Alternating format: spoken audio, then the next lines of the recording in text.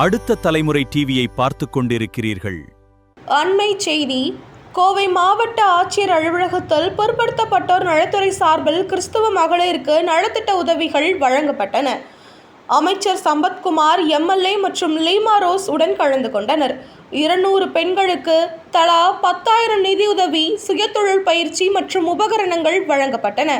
மேலும் கோவை நகரில் தலா 7 கோடியில் மதிப்புள்ள சிசிடிவி கேமராக்கள் அமைக்கப்படும் எனவும், அரசு மருத்துவமனையில் எலி தொல்லை, விடுதிகளில் பணியாளர்கள் பற்றாக்குறை விரைவில் சரி செய்யப்பட்டு நிவாரணங்கள் வழங்கப்படும் எனவும் அவர்கள் உறுதியளித்தனர்.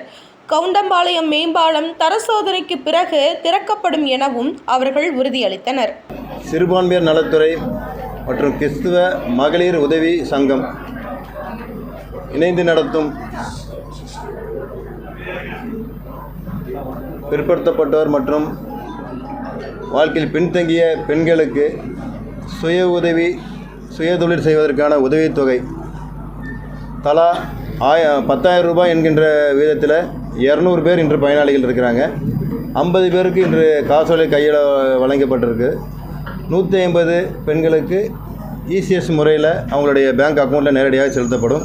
இன்றைக்கி 200 பயனாளிகள் இதுக்கு பயனடைஞ்சிருக்காங்க. இந்த திட்டமானது 1% சங்கத்து மூலியமாக அவங்க கொடுக்கக்கூடிய தொகையிலிருந்து 2 பங்காக அரசாங்கம் கொடுத்து, அதாவது 10 லட்சம் ரூபாய் சங்கம் கொடுத்துருக்காங்க. 20 லட்சம் ரூபாய் அரசாங்கத்தின் மூலியமாக பெறப்பட்டு 30 லட்சம் ரூபாய் மொத்தமாக இதுக்கு உண்டான தொகையாக மக்கள் பயன்பெறக்கூடிய திட்டமாக செயல்படுறதுக்கு அதுக்குள்ள பயனாளிக்கு இப்போ 200 பேர் இன்றைக்கு பயனாளர்கள் அடைஞ்சிருக்காங்க.